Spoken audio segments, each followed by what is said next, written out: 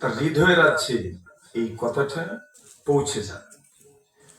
কোনো না কোনো সময় তার বিবেকের ধার খুলবে, তখন ওই সময়ের কথাটা তার স্মরণ হবে। নবী আকরাম সাল্লাল্লাহু আলাইহি ওয়াসাল্লাম একদিন দেখলেন হাসান আর হুসেন রাদিয়াল্লাহু তাআলার হাতে সদকার খেজুর, যাকাতের খেজুর। নবীদের জন্য, নবীর বংশের মানুষের জন্য যাকাত সদকা খাওয়া হারাম। নবীজি বললেন, কাহ কাহ ইয়া হাসান, আরে হাসান কি করছো তুমি? সদকার খেজুর তোমার হাতে, ফেলে দাও। নাহনু মাশিরুল আনবিয়া, আমরা নবীর বংশের মানুষ, লা নাকুলু সাদাকা, আমরা সদকা খাই না, ফেলে দাও। বয়স কম, এই বয়সে খেয়ে নিলে এবার কি হারাম তো হচ্ছেই না। নবীজি তার বিয়ে দিচ্ছে, এই কথা যেন মাথার ভিতরে ঢুকে যায়। ছোট অবস্থায় যা শিখানো হয় এটা পাথর খোদাই করে লিখলে যেমন মিঠে না, ছোট অবস্থাতে যা শিখাবেন তাই কিন্তু অন্তরে লেখা হয়ে যায়। এজন্য ছোটদের প্রতি সদুপদেশের কোন ঘাটতি যেন না থাকে। জীবন যুদ্ধে, জীবন চলার পথে তাকে কত কিছু ফেস করতে হবে, তো আপনি আগের থেকেই তাকে গুলো শিখাই দিয়ে। আমরা অনেক সময় অধিক মহব্বতে ভালোবাসেন, অনেক অনিয়ম তাকে বলি না এটা তোমার জন্য উচিত হয় না, এরকম না, তাকে বলতে হবে এটা উচিত নয়। সেটা তাৎক্ষণিকটা মেনে নিবে এমন নাও হতে, কিন্তু তার সামনে এই বিষয়টা পরিষ্কার হওয়া দরকার। কোনো না কোনো একদিন যখন তার বিবেক খুলবে, তখন মনে করবে হ্যাঁ ঠিকই তো, আমার বাবা, আমার ভাই, আমার বোন, আমার মাও তো আমাকে নিষেধ করবে। এই জন্য নবীজি ছোট অবস্থাতেও এগুলো শিখে দেন। নবী আকরাম সাল্লাল্লাহু আলাইহি ওয়াসাল্লামের স্ত্রী উম্মু সালামা রাদিয়াল্লাহু তাআলা আনহা, ওনাকে যখন রাসূল বিয়ে করেছেন, ওনার সাথে ওমর ইবনে আবি সালামা, নবীজির পালক পুত্র উম্মু সালামার ছেলে, আগের স্বামী, উনি এসেছেন। নবীর ঘরে থাকেন, খাইতে বসেছেন, এক প্লেটে খাবার।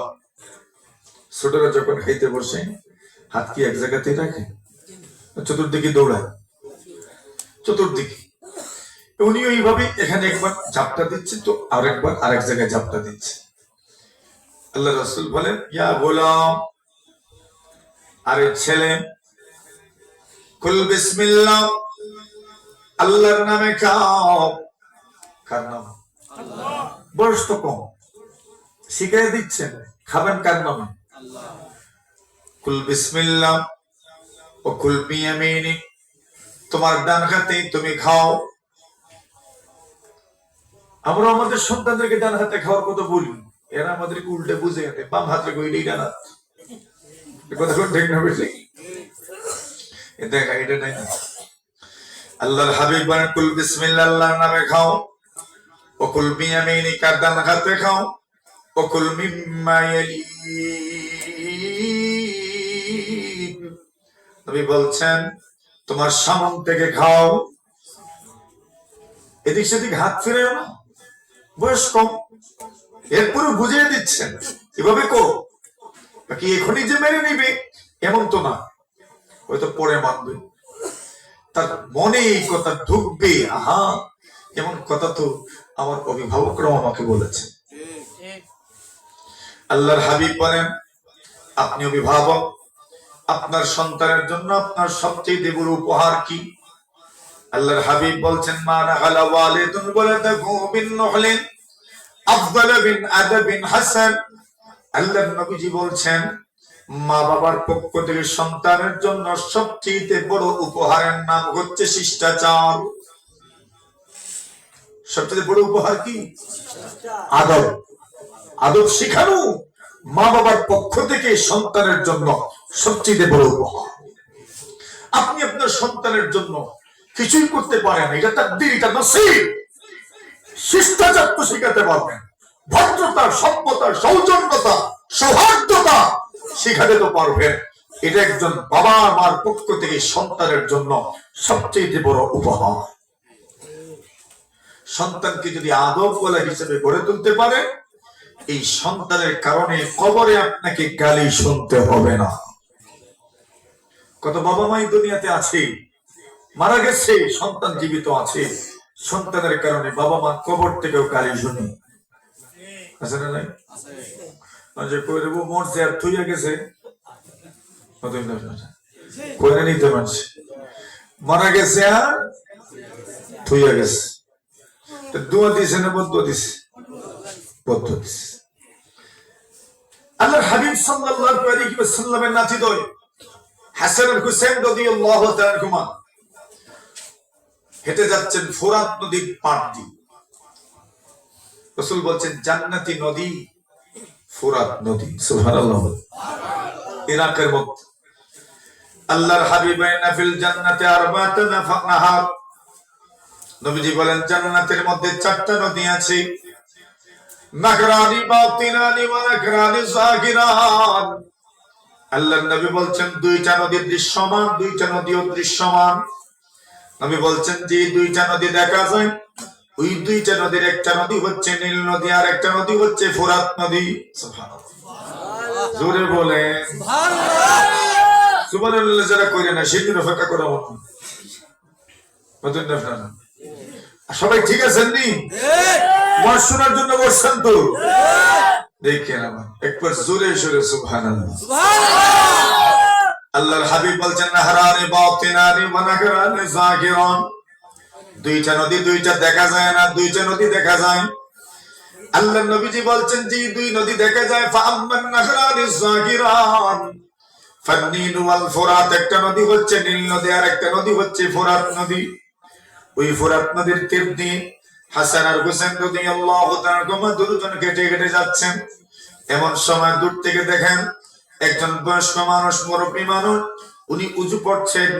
মুরব্বীরা যখন উযু পড়েন মাঝে মধ্যে একটু সমস্যা হয় কিনা? আল্লাহ রাসূল সাল্লাল্লাহু আলাইহি ওয়াসাল্লামকে আল্লাহ পাক জানায় দিয়েছেন, ফাগসিলু ওয়াজুহাকুম, চেহারা ধৌত করো, ওয়া আইদিয়াকুম মিনাল মারাফিক, হাত ধৌত করবা কতটুকু? কোনই পর্যন্ত। আল্লাহর হাবিব সাল্লাল্লাহু আলাইহি ওয়াসাল্লামকে আল্লাহ বলেন, ওয়ামসাহু বিরুসিকুম, আল্লাহ জানায় দিচ্ছেন নবী উম্মতকে জানায় দিও মাথা যেন মাসা করে, ওয়া আরজুলাকুম ইলাল কাবাইন, আল্লাহ বলছেন পা যেন ধৌত করে ঠাকনু পর্যন্ত। এইবার পা ধৌত করার সময় মাঝে মধ্যে পায়ের ঘোরালি, আমরার বাসায় পায়ের মুড়া অনেকের শুকনা রয়ে যায়, ঠিক নেই? আচ্ছা, আরেক হাদিস শুনি আপনাদের। আল্লাহর হাবিব সাল্লাল্লাহু আলাইহি ওয়াসাল্লাম সফর থেকে আসছেন, বুখারী শরীফের riwayat। নবী আকরাম সাল্লাল্লাহু আলাইহি ওয়াসাল্লামের সাহাবায়ে কেরাম বলেন, আমরা সফর থেকে ফিরছিলাম, ওয়াকাদ আরহাকানা সালাত, নামাজের টাইম হয়ে গেছে, সালাতুল আসর, আসরের নামাজের টাইম হয়ে গেছে। আল্লাহ রাসূল বলছেন, মান ফাতাতকু সালাতুল আসরি ফাকাদ হাবিতা আমালু। আল্লাহর নবী বলছেন, আসর যদি মিস হয়ে যায়, নবী বলছেন আপনার আমলই যেন নষ্ট হয়ে গেল। আসর মিস হয়ে গেলে আমলই যেন শেষ। আল্লাহ রাসূল বলছেন, এত গুরুত্বপূর্ণ নামাজ আসরের নামাজ।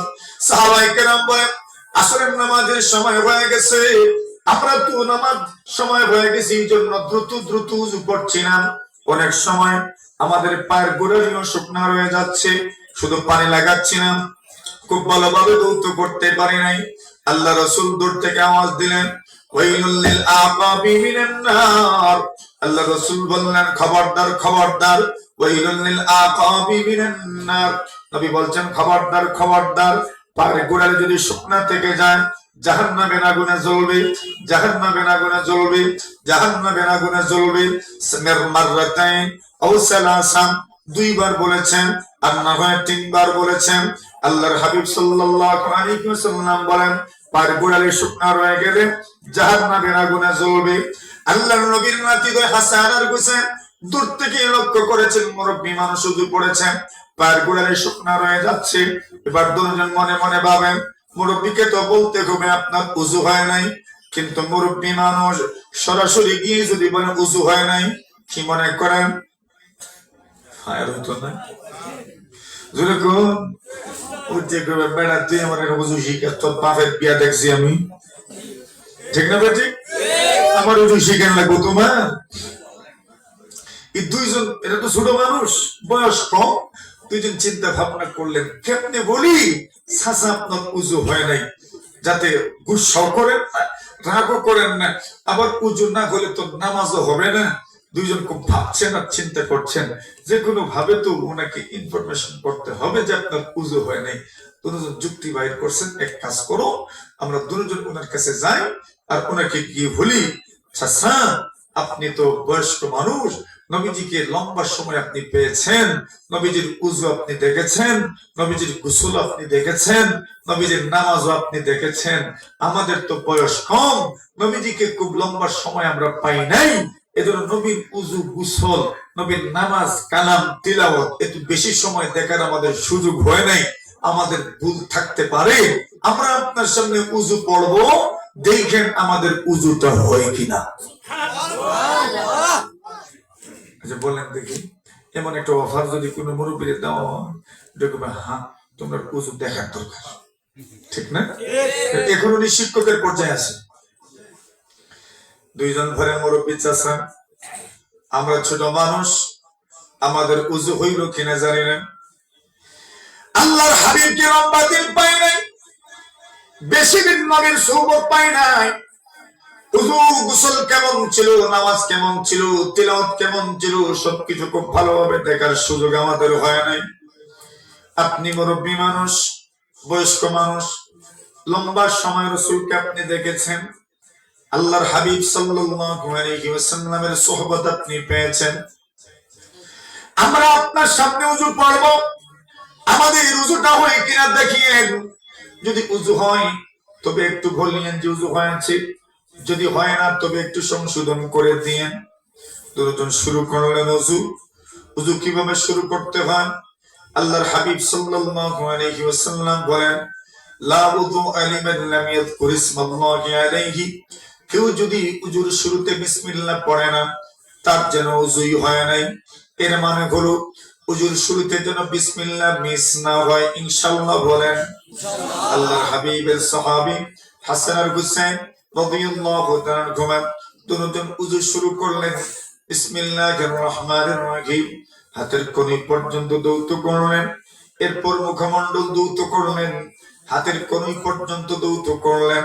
আল্লাহর রাসূলের সাহাবীরা মাথা মাসা করলেন, অতঃপর যখন পা দৌত করতে যাবেন, ওই সময় মুরব্বী খুব ভালোভাবে খেয়াল করেন, দেখি এরা পাটা কেমনে দৌত করে। সুবহানাল্লাহ, দেখার পরে বুঝলেন ভুল তো রে দেন না, ভুল তো আমি করছি। সুবহানাল্লাহ বলেন, সুবহানাল্লাহ, ভুল তো এরা করে নাই, করছি তো আমি। আচ্ছা, মুরব্বীরা তো মাশাআল্লাহ এদের জ্ঞান গরিমা তো বেশি, বিবেক বেশি, বুদ্ধি বেশি না কম? জোরে কম। আমরা যারা জওয়ান আর যুবক, আমাদের তো আচ্ছা আগ্রহ বেশি, উৎসাহ বেশি, জোশ বেশি, বুদ্ধিকার বেশি। কোথায় আছে না? মুরব্বীরা কেমনে করবেন আমরা বুদ্ধি বেশি? জোয়ানরা কল লাগবো, বুদ্ধি কার বেশি? মুরব্বীদের বেশি, ঠিক আছে নি? এই জন্য জীবন চলার পথে, সমাজ চালানোর ক্ষেত্রে মুরব্বীদের পরামর্শ নিয়েই চলা সুন্দর। আমরা যুবকরা কাজ করব, আমরা কাজ করব, পরামর্শ নিব মুরব্বীদের থেকে, ঠিক আছে? যে মুরব্বীদের বুদ্ধি বেশি, যে একটা ঘটনা কইতাম কইতাম কইতাম নি জিও নি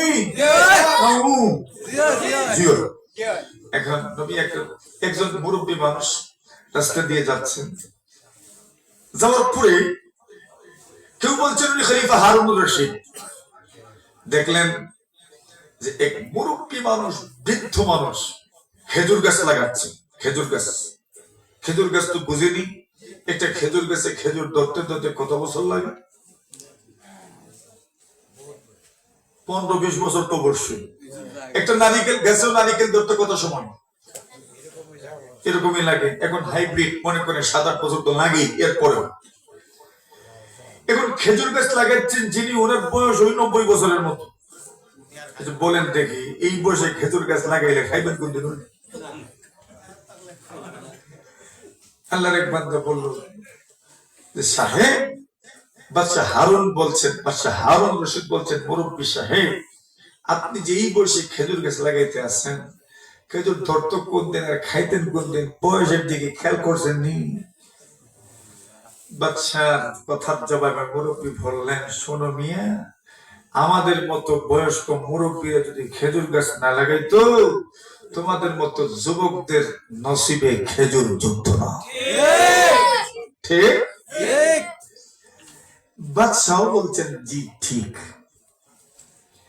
বাদশাহ যদি কারো কথার উপর তাসবিব করতেন, সত্যায়ন করতেন, কারো কথা সঠিক এই কথা যদি উনি বলতেন, তবে পিএস কে বলা আছে আগের থেকেই, সাথে সাথে তাকে পুরস্কৃত করবেন।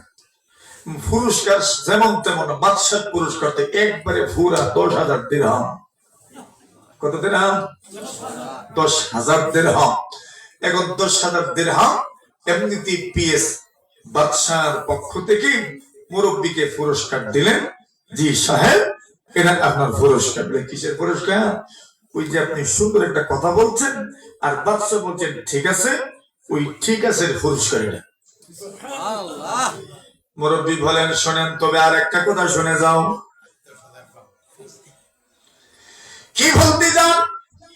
আল্লাহ বাংলা মুরব্বী বলেন, তুমি দেখেছো এই পৃথিবীর মধ্যে যখনই মানুষ খেজুর গাছ লাগায়, ফল ধরতে ধরতে 10 বছর, 15 বছর, 20 বছর চলে যায়, কিন্তু আমি যেদিন মাটির নিচে গেড়েছি, ওই দিনই আমার পকেটে 10,000 দিরহাম ঢুকেছে।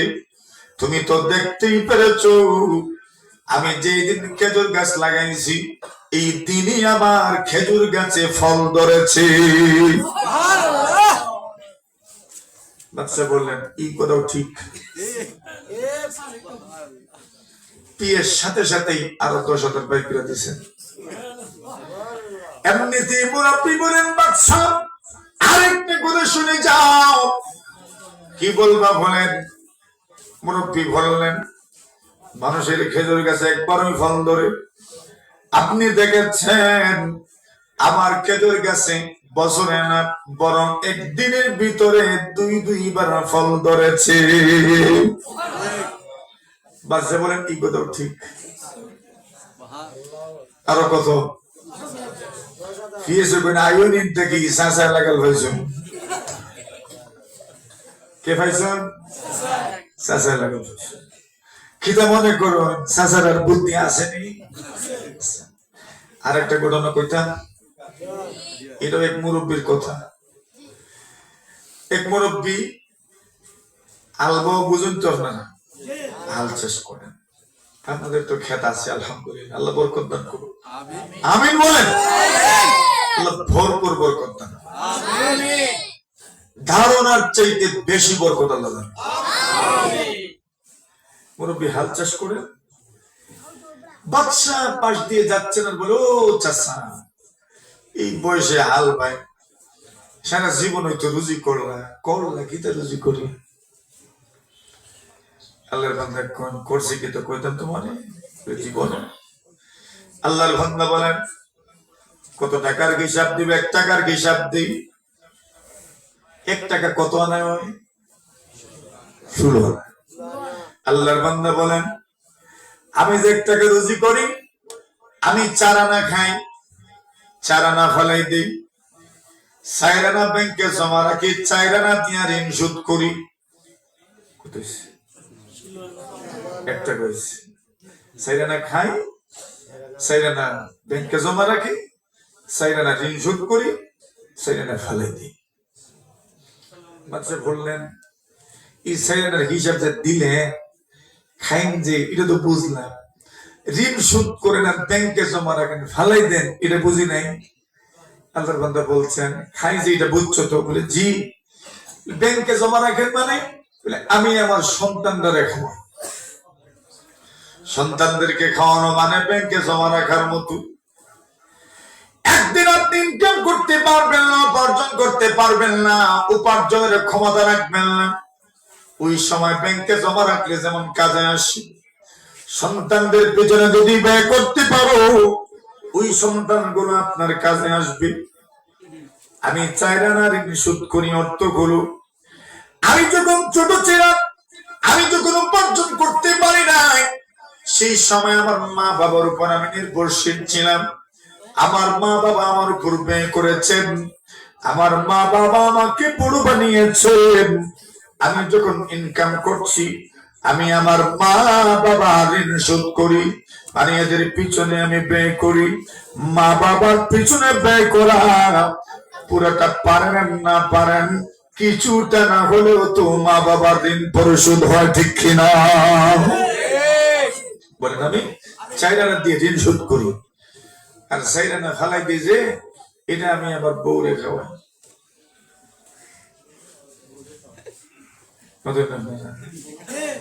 চাইরানা যে কইজন ফালাই দে, কইজন এটা আমি আমার বউরে খাওয়াই, মানে কি বউরে খাওয়া নিয়ে আর ফালা নিয়ে সমান, ঠিক নেই? কেউ মাথে না, কেমনে মাত্র বাড়িতে গেলে বুঝবে না। হিসাব নেওয়ার মতো মানুষ আছে না নাই? বাড়িতে আছে। বউরে খাওয়া নিয়ে আর ফালা নিয়ে এই কথা একবারে 100 বাস্তব। আমার দম নাই, আমার বাড়ি দূরে আছে। আল্লাহ রাসূল নিজেও বলছেন, লাউ আহসানতা ইলা ইহদাকুন্না দাহর সুম্মা রাআত মিনকা শাইআন ক্বালাত মা রাআইতু মিনকা খায়রান কাত্তু। আল্লাহর নবীজি বলেন, তুমি যদি তোমার স্ত্রীকে সারা জীবন দিতে থাকো, আর কোন একটা দিন যদি শ্রীপুর বাজার থেকে কিছু আনতে ভুলে যাও, অথবা বরং চাল বাজার থেকে কিছু আনতে ভুলে যাও, ব্রাহ্মণ বাজার থেকে যদি কিছু আনতে ভুলে যাও, বাড়িতে এসে দেখেন আপনি কি আনছেন তা দেখবেন না, কি আনছেন না তা দেখবে প্রথমে।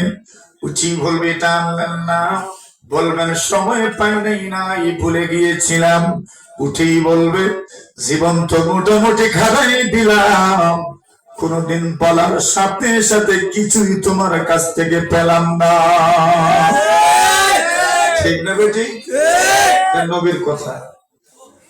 নবীজি বলছেন লাউ আহসানতা ইলা ইহদা, এই যে ঠিক বলছেন এটা কিন্তু হুনছে এরা। লাউ আহসানতা ইলা ইহদাকুন্না দাহর সুম্মা রাআত মিনকা শাইআন ক্বালাত মা রাআইতু মিনকা খায়রান কাত্তু। নবীজি বলছেন সারা জীবন দিবেন, কোন একদিন একটু বেশ কম যদি হয়, সারা জীবনের অবদানের উপরে পুরা মনো নদীর পানি ঢেলে দেয়। এটাই তো স্ত্রীরা। কি আপনাদের অঞ্চলের নারীরা অনেক ভালো, সত্তর সমান না, ভালোবাসে। তবে দেখেন এটা তাদের একটা নেশা।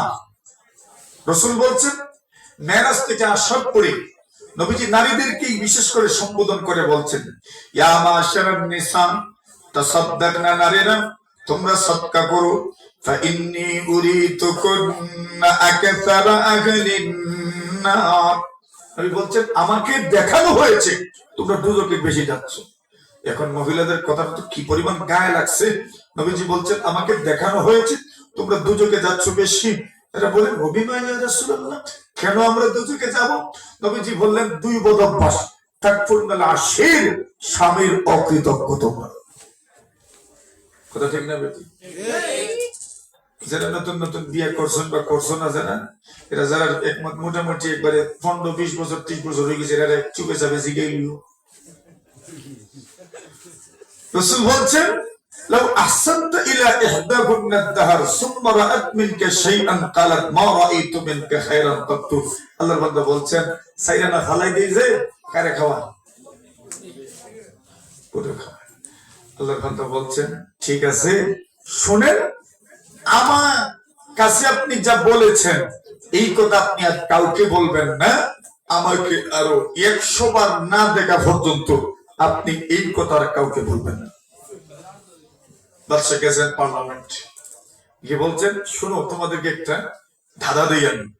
কি এক ব্যক্তি 1 টাকা রুজি করে 4 আনা খান, 4 আনা ব্যাংকে জমা রাখে, 4 আনা ঋণ শোধ করে 4 আনা ফালাই দেয়। ঠিক বলো কি? পার্লামেন্ট সদস্য যারা ছিলেন, এমপি যারা ছিলেন, কেউ আর মুখ দিয়ে হা করতে পারেননি। 4 আনা খায় এটা তো বোঝা যায়, ঋণ শোধ করে ব্যাংকে জমা রাখে, 4 আনা ফেলে দিয়ে ওটা কি বুঝে আসে না। এখন একজন ছিল একটু খাটো পার্লামেন্ট বা আপনার এমপি, বাটি মানুষের বুদ্ধি বেশি, কেউ গাড়ি থাকলে এখানে মাইন্ড করিয়েন না। আল্লাহর প্রদত্ত একটা জ্ঞান আছে, আল্লাহ সকলকে সকল দিকে দেন। কিছু মানুষকে আল্লাহ তাআলা এক এক দিকে কম দেন, এক এক দিকে বাড়ায় দেন। আর লম্বা মানুষ তো ঢগা বেশি, এটা তো ঠিক। তবে মানুষের মধ্যে আল্লাহ তাআলা যত গুণ রেখেছেন, এই গুণগুলো আল্লাহ প্রদত্ত। এমন কোন মানুষ আল্লাহর জমিনে নাই যার মধ্যে গুণ নাই। কিন্তু সমস্যা, আমরা আমাদের গুণীদেরকে কদর করি না। সমাজের হাজারো যুবক আছে যার মধ্যে প্রতিভার অভাব নাই, কিন্তু ওই যুবক যখন কিছু করতে চায়, সমাজের বেশিরভাগ মানুষ তার বিরোধিতা করে, করতে দেয় না। বলুন, এই সমাজে গুণী জন্মিবে কেমনে? গুণীজনকে তারা সম্মানী করতে জানে না। এই সমাজ গুণীদের ভার বহন করতে পারে না। এই সমাজ গুণীদেরকে লালন করতে পারে না, ধারণ করতে পারে না। তবেই তো গুণী মানুষ তৈরি হয় না। কথা কোন ঠিক না বেঠিক? এই সমাজে সমালোচকদের সংখ্যা বেশি। আপনি কোনো কাজ করেন না, সমালোচকের অভাব থাকবে না, কিন্তু ওই কাজ এরা করতে চায় না। ওইদিকে যাই না, আমি কত লম্বা হয়ে যাবে। এখন বলছিলাম, ওই মুরব্বী বাদশা বললেন, আমাকে কতবার দেখা না দেখা পর্যন্ত, 100 বার না দেখা পর্যন্ত কাউকে বলবা না তুমি এই কথা। বাদশা পার্লামেন্টে গিয়ে বলছেন, বলো দেখি এটার ভাঙ্গা নাকি। এখন একজন ছিল মাশাআল্লাহ খুব সালাক, আপনার এমপি। এই মনে মনে ভাবলো, বাদশারে দেখছি ওই মুরব্বীর সাথে কি ঠটর ফটর করেন, নিশ্চিত উনি শিখাইছে এটা। আল্লাহর মধ্যে আস্তে আস্তে মুরব্বীর কাছে গেছেন, গিয়ে বলছেন, ও চাচা, খালি বাদশারে শিখাই লইব, প্রথমে দিছে বাদশারে শিখাই লইব। মুরব্বী বলেন, দুয়াই আল্লাহর, আমি কিচ্ছু শিখাইছি না। এমপির আর বুঝতে বাকি নাই, ইনি শিখাইছেন। বললেন, শোনেন, আমি আপনাকে দোহাই দিচ্ছি, বলেন আমাকে 4 আনা খায়, 4 আনা সুদ করে, 4 আনা ব্যাংকে জমা রাখে, 4 আনা ফালাই দে, কি ব্যাখ্যা আমাকে একটু বলেন। বলছেন, খবরদার, বাদশা আমাকে বলছেন 100 বার না দেখা পর্যন্ত করে বইতে পারে। এমপি শিখাই দেয়, কাজ করো। আমার কাছে বাদশার ফটোওয়ালা এক নোট আছে, ফটোওয়ালা নোট আছে, এটা বাইর করে বুঝে 100 বার উল্টে ফেলতে দেখল। বাদশা যদি জিজ্ঞাসা করে, না করলাম, 100 বার না দেখা পর্যন্ত কাউকে বলবি না। তুই বললি কেন? বলবেন যে আপনারে সরাসরি না দেখলে ফটো দেখছি। এই যে বুদ্ধিজীবী আসেন না আপনার সমাজ। এক বেটা বিড়ি খাইত। এখন বিড়ি তো মাশাআল্লাহ, একজনের বিড়ি আগুন দিয়ে আরেকজনের বিড়ি তো আগুন ধরে যায়, ধরে যায় না? দেখেন, ইলিম, জ্ঞান এমন এক জিনিস যেটা একজন থেকে আরেকজনের কাছে যায়, কিন্তু ওইটা যার কাছ থেকে গেল তার থেকে কমে না। জ্ঞান এমন এক জিনিস না। এবারে বিড়ি খাইত, কইছে, ভাই তোমার মেসটা দেও, আমি বিড়ি জ্বালাইতাম। এটা উঠে কইছে, আমি অর্থনীতির ছাত্র। কিতার ছাত্র? অর্থনীতির ছাত্র। একটা মেসের খাড়ি যদি তুমি জ্বালাও তো দেশের অর্থনীতি নষ্ট হইল, বিধায় তুমি আমার বিড়ি থেকে বিড়ি আগুন ধরাইল। ইগু আসিল অর্থনীতির 2য় সেমিস্টারের। এটা কইছে, তোর বিড়ি ওই দিলে আমাদের কেন? আমি যদি আরেকটা বিড়ি জ্বালাই তো অর্থনীতি নষ্ট হইব, বিধায় তোমারটা দিলাম আমাদের, তুমি যা খাইছো খাইছো।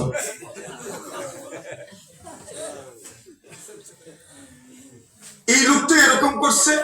পরের দিন পার্লামেন্টে ওই লোকটা এমপি সাহেব বলছেন যে, শুনেন বাচ্চা সাহেব, আপনার 4 আনার ব্যাখ্যা আছে আমার। ওই ব্যাখ্যা দিয়েছেন।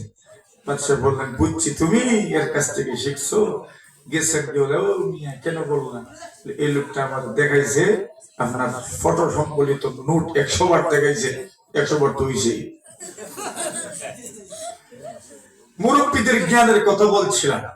কসম আল্লাহ, মুরব্বীদের জ্ঞান অনেক বেশি। আল্লাহ তাআলা তাদের হায়াতে বরকত দান করুন। আমিন। অভিজ্ঞতার ঝুলি অনেক সমৃদ্ধ। এরা দুনিয়া দেখেছেন, সময় দেখেছেন, সময় মানুষকে পাকাপোক্ত করে ফেলে।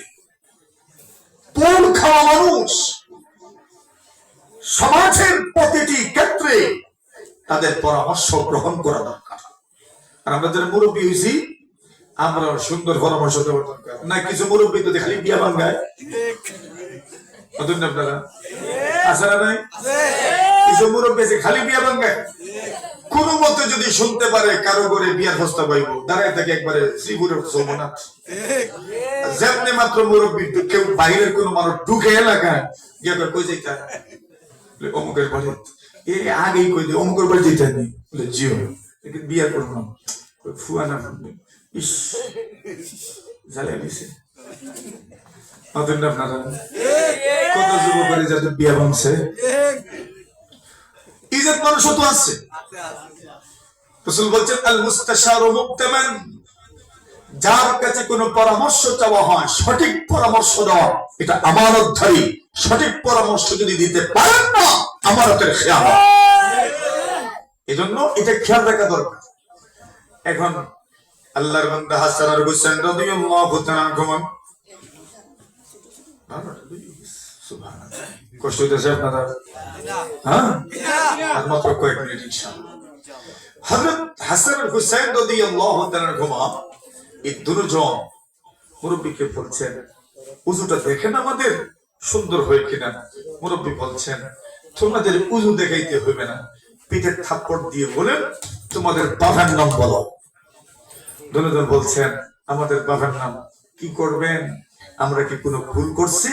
বলে না রে, তোমরা ভুল করো নাই, আমি উযুতে ভুল করেছি। সেই ভুল তোমরা সরাসরি আমাকে বলো নাই, আমি ভুল করেছি। একজন মুরব্বীর ইজ্জত নষ্ট হবে, একজন মুরব্বী নিজেকে অপমানিত মনে করবেন, এতটুকু সেন্স তোমাদের আছে, এতটুকু জ্ঞান বুদ্ধি তোমাদের আছে।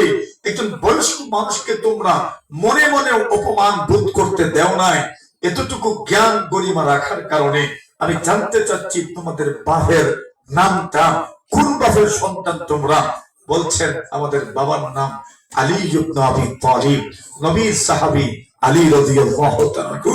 মুরব্বী বলেন, তবেই তো বাপের ঘরের সন্তান তোমরা এমন হয়েছ। সুবহানাল্লাহ। সত্যি, যখন সন্তান তার মাধ্যমে কোন ভালো কাজ হয়, সবচেয়ে বেশি খুশি হন মা এবং বাবা, ঠিক না? নবী আকরাম সাল্লাল্লাহু আলাইহি ওয়াসাল্লামের মধ্যে চলমান এমন সময় আল্লাহর হাবিব সাহাবীদেরকে সম্বোধন করে বলে, সাহাবীরা আমার, ইন্না মিনাশ শাজারি শাজারাতান লা ইয়াসকুতু ওয়ারাকুহা। আল্লাহ রাসূল বলেন, নিশ্চয় জঙ্গলে একটা গাছ আছে, যে গাছের পাতা ঝরে পড়ে না। হাদিসুনি মা হিয়া। নবী বলেন, ওই পাতার সাথে, ওই গাছের সাথে আল্লাহ পাক মুমিনের ঈমানের তুলনা করেছেন। হাদিসুনি মা হিয়া, বলো দেখি সেই গাছের নাম কি? প্রশ্ন করেছে নবীজি। কি প্রশ্ন? জঙ্গলে একটা গাছ আছে, বৃক্ষ আছে, যেই গাছের পাতা ঝরে পড়ে না। নবীজি বলছেন, এই গাছের সাথে আল্লাহ মুমিনের ঈমানের তুলনা করেছেন। সুবহানাল্লাহ। কালকে বলবেন আরো জোরে, মুমিনের ঈমানের তুলনা কিসের সাথে? গাছের সাথে। কোন গাছ? যেই গাছের পাতা ঝরে পড়ে না।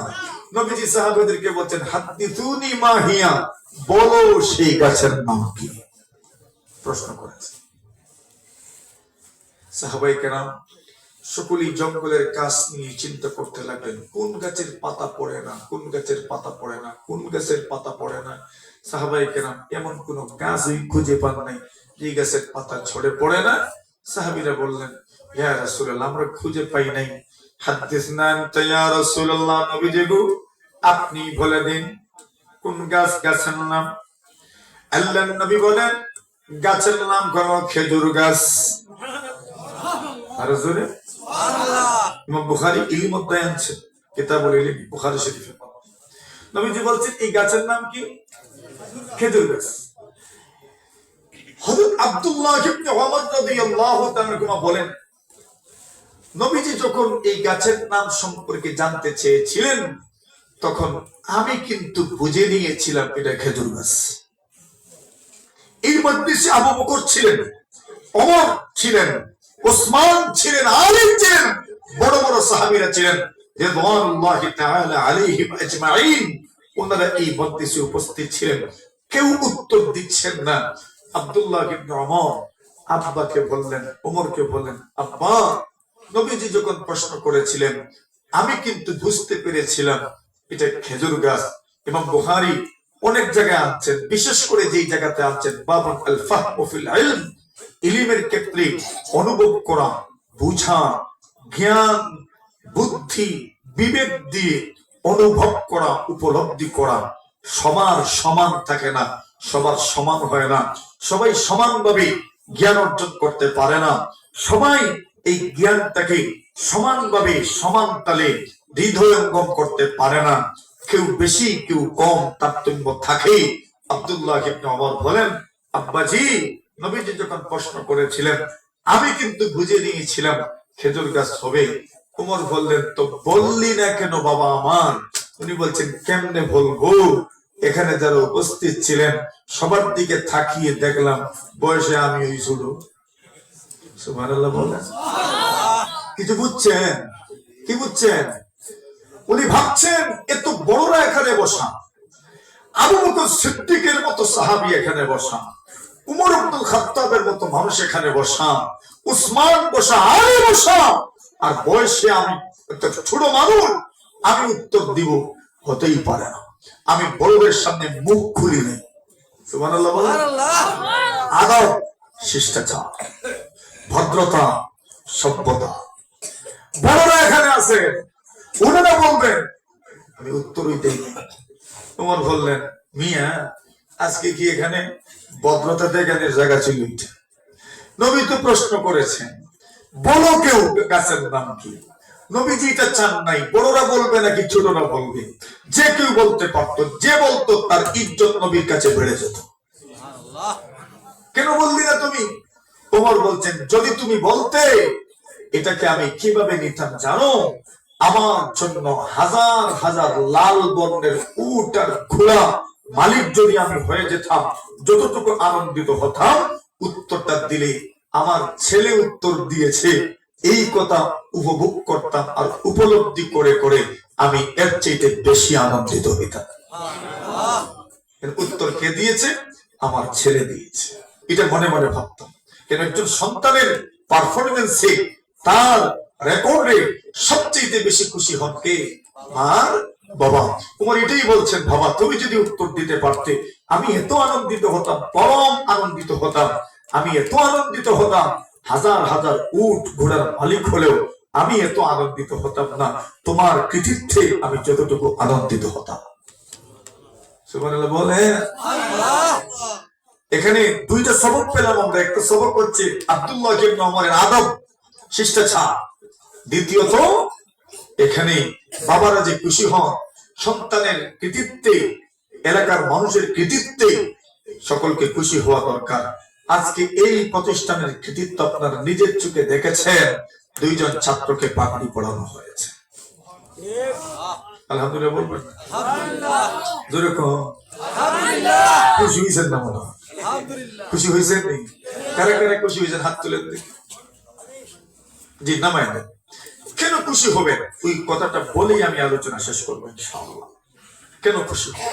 যারা হাফিজ হন এদেরকে আপনারা তো ক্রেশ দিয়েছেন, নবীজি এদের সম্মাননা কি দিয়েছেন? নবীজি বলছেন, ইয়া উম্মুল কওম আকরাউহুম লিকিতাবিল্লাহ, মসজিদের ইমামত করা হকদার কে?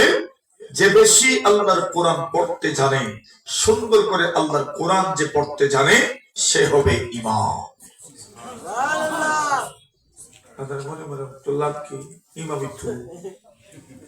এখন ইমামের মর্যাদা কি তা তো বুঝতে হবে। নবীজি বলছেন, সালাসাতুন আলা কুসবানিল মিসকি ইয়াউমাল কিয়ামা। আল্লাহর নবী বলেন, তিন ধরনের মানুষ কিয়ামতের দিন মিশকে আম্বরের টিলার উপর দাঁড়ায় থাকবেন। মিশকের টিলা, এর মধ্যে তো তুমি বলছেন মান আম্মা কাওবান মাগুম বিহি রাদুন। তুমি বলছেন একজন ইমাম ইমাম আর ওনার উপর মহল্লাবাসী সন্তুষ্ট, এমন ইমামকে কিয়ামতের দিন আল্লাহ মিশকে আম্বরের টিলার উপর দাঁড় করে রাখবেন সম্মানার্থে। নবীজির এক সাহাবী, বয়স কম, ওই যে আজকে কি নাম তার প্রথম পাগড়ি দেওয়া হলো, বয়স কত আরিফের? ও আরিফ, ওই যে বয়স কত? বছর। ওনার বয়স ছিল 10। নবীর সাহাবী যিনি, উনি একটি গ্রামে ইমামতি করতেন, উনি ইমাম ছিলেন।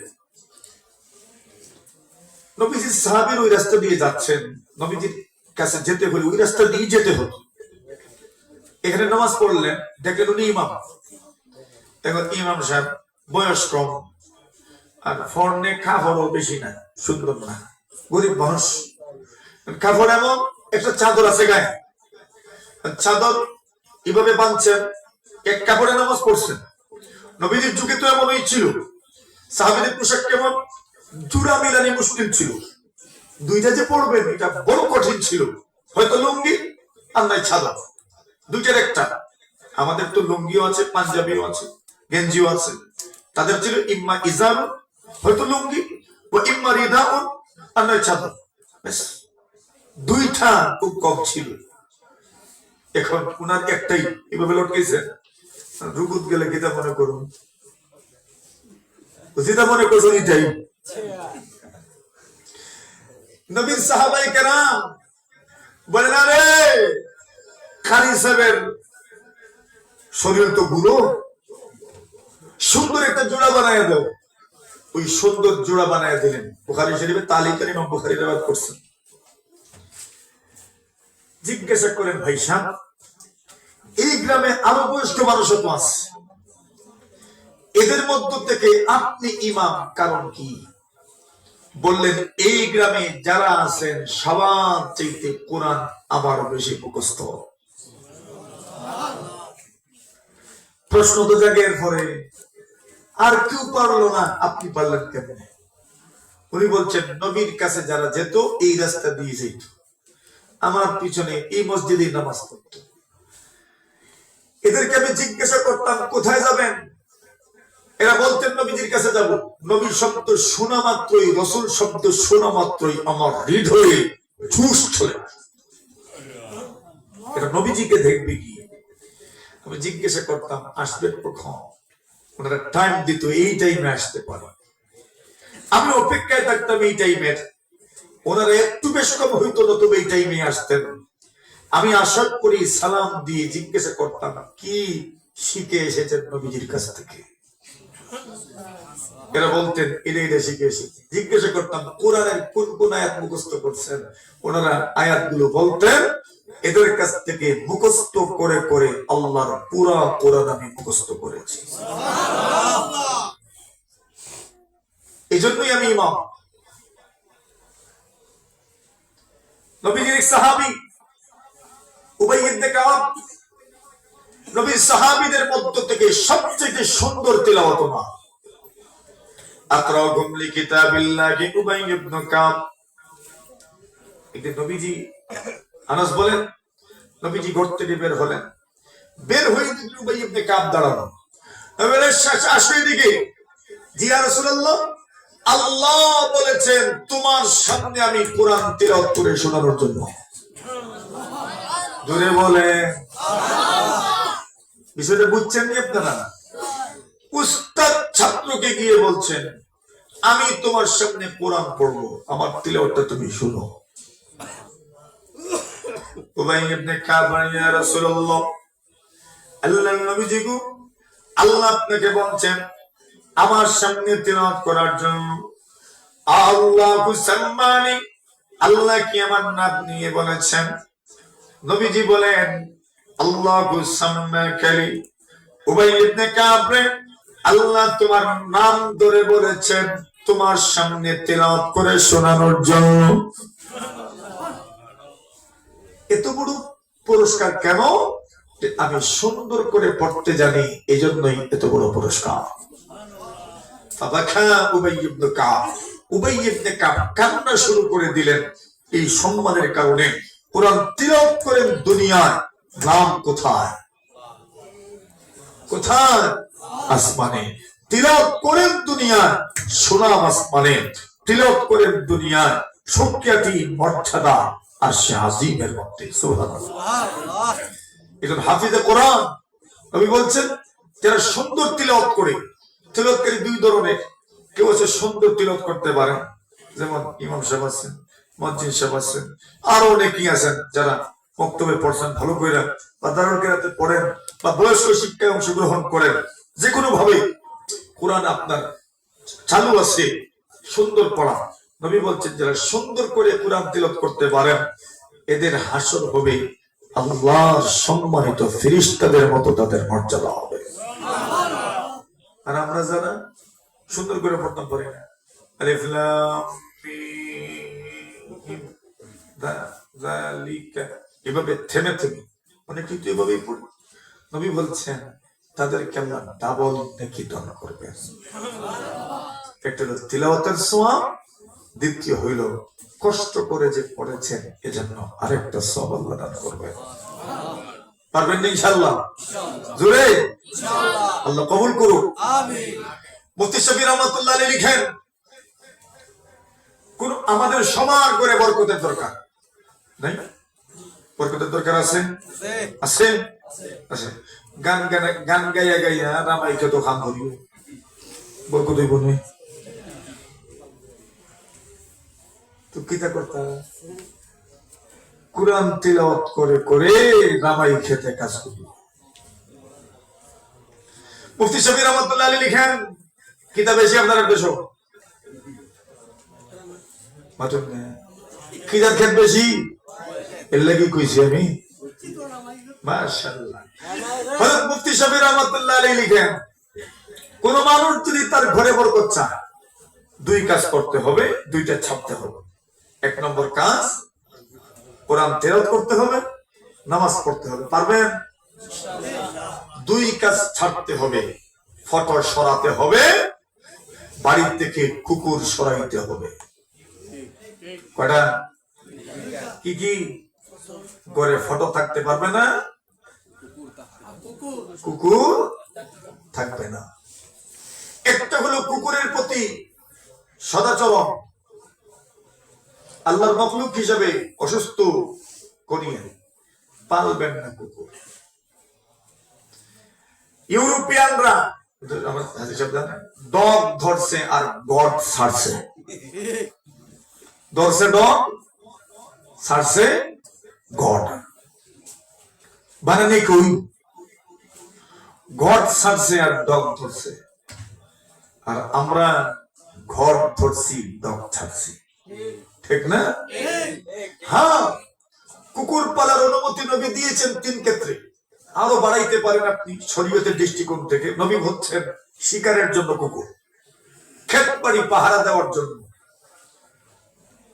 অথবা গরু ছাগল পাহারা দেওয়ার জন্য। আরবের মানুষ চতুষ পর্যন্ত পাহারা দেওয়ার জন্য কুকুর পালে, এটা কাজ করে, রাখালের কাজ করে। শিকারের জন্য কুকুর পালতে পারেন। এছাড়া কুকুর যদি ফালেন, প্রতিদিন নবী বলছেন 2 কিরাত সওয়াব আপনার নেকির থেকে আল্লাহ কমাইবে। আপনি ফালতে পারেন, না শোনার পরে ফালবেন, ফালবি, অন্য সুবিধা নেই। প্রতিদিন কত কমবো? 2 কিরাত। 2 কিরাত মানে এক জানাজার নামাজ পড়লে 1 কিরাতের সওয়াব হয়, জানাজার পরে দাফনের শরীক হইল আর 1 কিরাতের সওয়াব। প্রতিদিন আপনার আমল থেকে কত কিরাত কমবে? 2 কিরাত কমবে। যদি কোনো কারণ ছাড়া কুকুর পালেন, এটা ছাড়তে হবে। ইনশাআল্লাহ আল্লাহ ঘরে বরকত দিবেন। ঠিক আছে? ইনশাআল্লাহ। ওয়াজ কর বেশি লাগে না, যা বললাম আল্লাহ আমাদেরকে আমলের তৌফিক দান করুন। সবাই বলে আমিন। ওয়া আখিরু দাওয়ানা আলহামদুলিল্লাহ। জি, দোয়া হবে। আমি দোয়ার দরখাস্ত করি আপনাদের কাছে। মূলত দোয়া নেওয়ার জন্য এসেছি। এটা আমারই জেলা, এটা আমারই জেলা। শুধু একটু বেশ কম আর কি, আমরা আমারই থানা হইতো। একবারে কমলগঞ্জ শেষ, আমরা কুলাউড়া শুরু, মানে থানা হইতো আমার, জেলা তো অবশ্যই আমার। এজন্য এই এলাকাতে আরো আসা যাওয়া হয়েছে অতীতে, আগামীতে হয়তো আরো হবে। এজন্য আমি দোয়া নেওয়ার জন্যই এসেছি মূলত। সকলের কাছে দোয়া চাই। বৃষ্টি লাগবো নি, মেঘুক লাগবো নি, মেঘ কেমনে হয়? আল্লাহ বলছেন ফাকুলতু আস্তাগফিরু রাব্বাকুম ইন্নাহু কানা গাফফারা ইউরসিলিস সামাআ আলাইকুম মিদরা। আল্লাহ বলছেন ইস্তেগফার পড়বেন, আল্লাহ তাআলা মুষলধারে বৃষ্টি দান করবেন। ইস্তেগফার জরুরি।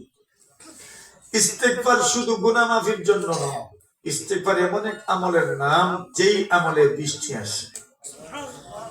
ইস্তেগফার এমন এক আমলের নাম যেই আমলে পেরেশানি দূর হয়। ইস্তেগফার এমন এক আমলের নাম যেই আমলের কারণে সংকীর্ণতা দূর করে জীবনে আল্লাহ প্রশস্ততা নিয়ে আসে। আমরা ইস্তেগফার করব তো? সবাই পড়ি আস্তাগফিরুল্লাহ। ইন্নাল্লাহা গফুরুর রহিম। আস্তাগফিরুল্লাহ। ইন্নাল্লাহা গফুরুর রহিম। أستغفر الله ربي من كل ذنب وأتوب إليه ولا حول ولا قوة إلا بالله العلي العظيم. الحمد لله الحمد لله الذي هدانا لهذا وما كنا لنهتدي لولا أن هدانا الله. اللهم صل على محمد وعلى آل محمد كلما ذكره الذاكرون وكلما غفل عن ذكره الغافلون. رب العالمين الله علماء کرام خلیا আমার বাফর বয়সী মুরব্বী হল্লাইয়া, বড় ভাইন্তর বয়সী বড় ভাইন্তর লইয়া, সমাবয়সী বন্ধু বান্ধব হল্লাইয়া, ছোট ভাইন্তর বয়সী ছোট ভাইন্তর লইয়া, পর্দানিসীন আমার মা বোন হল্লে লইয়া আপনার শাহী দরবার ফাতাইলাম। আমরা জীবনের সমস্ত গুনাহ খাতারে মাফ ফরমাও। ও রব্বুল আলামিন আল্লাহ, দুনিয়ার মানুষের কাছে গেলে মানুষে বাগানে দরিলাই অমুক আইলা না, অমুক আইলা না, অমুক আইলা না, বিভিন্ন বাহানায় বিষয় সমাধান করতে চায় না রে বল। একবার তো ছায়া দেখো মালিক, আমরা ছোট বড় সব মানুষ আপনার দরবারও হাজির হয়ে গেছি। আমরা মুরব্বী হল্লাইয়া আইছি, সমাজ যে সময় আমরা যুবক হলে কোনো ভুল করি নাই, আমরা মুরব্বী হল সামনে ভরে যায়। রব্বুল আলামিন আল্লাহ, আমরা মুরব্বী হল্লাইয়া রয়েছি। আপনার নবী কইছেন সাদা দাড়িওয়ালা মানুষ হলে দুটাই হলে আপনি বুঝে খালি হাত ফিরে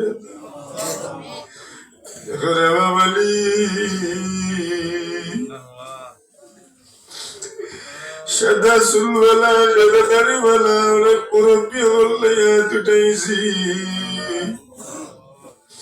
আমরা খালি হাতে ফিরে দিও না, আমরার মুরব্বী ওগুলোর সম্মানে আমরাও মাফ করে দিলাম। ও রব্বুল আলামিন মালিক, আমরার মুরব্বী ওগুলোর হায়াত তনুতনের মাঝে বরকত দেও। আল্লাহ যুবকগুলোর হায়াত রিজিক ও রুজির মাঝে তরুতনের মাঝে বরকত দাও রে বল। একজন মানুষের আপনি বেরোজগার রাখিও না, সবরে হালাল রুজি মিলাই দাও আল্লাহ। রব্বুল আলামিন ও মালিক, আমরার ফল ফসলের মাঝে বরকত দাও রে বল, মাটির মাঝে বরকত দেও। আয় আল্লাহ, আমরার ফল ফসল নিফুক যুগ থেকে হেফাজত করো রব্বুল আলামিন। আল্লাহ, আমরার মাঝে কত মানুষ অসুস্থ আছে আল্লাহ, এলাকার মাঝে বহুত মুমূর্ষু বিমারি আছে আল্লাহ, তার উপরে আপনার রহম ফরমাও ও রব্বুল আলামিন। আল্লাহ, আপনার কুদরতি ফাওদরিয়া বিজ্ঞা সাইলাম, আমরা আপনি জটিল কঠিন রোগ দিও না রে বাবা। আমরা খেউরে ক্যান্সার রোগী বানাইও না, আমরা গলা নষ্ট করিও না, পাও নষ্ট করিও না, কিডনি নষ্ট করিও না রে বাবা।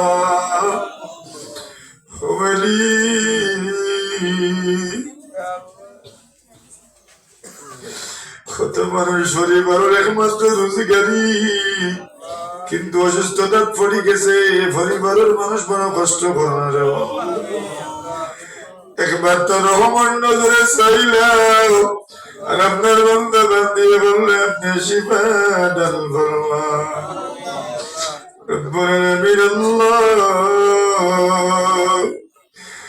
আমরা ক্যান্সার রোগী বানাইও না, আমরা আপনি কিডনি নষ্ট করিও না, ব্রেন স্ট্রোক করাইও না, হার্ট অ্যাটাক করাইও না, আমরা পাগল বানাইও না, আমরা খানদানের কুরবান ধরে পাগল বানাই।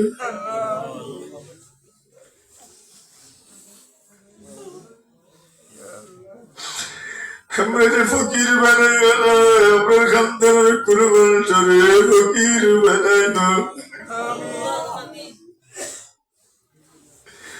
আমরা আমরা বাচ্চের তুই ফকির বানাইও না, আমরা আল্লাহ ইয়তিম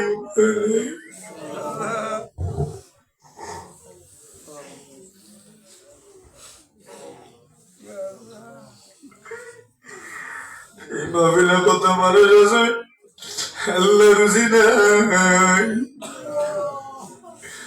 কত মানুষ আছেন অভাবী, কত মানুষ আছেন আমার কলিজার টুকরা বল বিদেশ। আমরা কত প্রবাসী হলে যাই লন্ডন আমেরিকা, কত এখন রুজির কোন ব্যবস্থাই ব্যবস্থা করে দেও, কত কাঠ বাইরান আল্লাহ মিলাই দেও, আল্লাহ মিলাই দেও রে, আল্লাহ মিলাই দেও রে, আপনি কুদরতি ভাবে ব্যবস্থা করে দেও। কত মানুষের কেমন না, কত মানুষের কপিলে কাম করে টাকা দেয় আল্লাহ, সবকিছুর সমাধান করে দেও রব্বুল আলামিন। আল্লাহ, আমরা মায়ের মানুষ বলছে যেন সবরে আপনার হাওয়ালা করলাম আল্লাহ, এই প্রতিষ্ঠানকে আপনার হাওয়ালা করলাম আল্লাহ। লন্ডনী শামসু ওমরি আল্লাহ, এলাকার সমস্ত মুরব্বিয়ান যুবক হলে আপনি কবুল মনজুর ফরমাও। খেউরির দুনিয়ার কোনো গাঁটো আটকাইও না আল্লাহ, কোনদিন তার কোন জায়গা বেইজ্জত করিও না আল্লাহ, চিরজীবন ইজ্জতর জিন্দেগি নসিব ফরমাও আল্লাহ। ইমাম সাহেব খতিব সাহেব আল্লাহ, মাদ্রাসা যারা পরিচালনা করেন, এই মাহফিলে যারা হাজির হইছেন আল্লাহ, যাওয়ার সময় একবার তা ঘোষণা করে দিলাম, যাওয়ারে আমি তোমরা রে মাফ করে দিলাম। সাল্লাল্লাহু তাআলা আলা খাইরি খালকিহি মুহাম্মাদিন ওয়া আলিহি ওয়া সাহবিহি আজমাইন।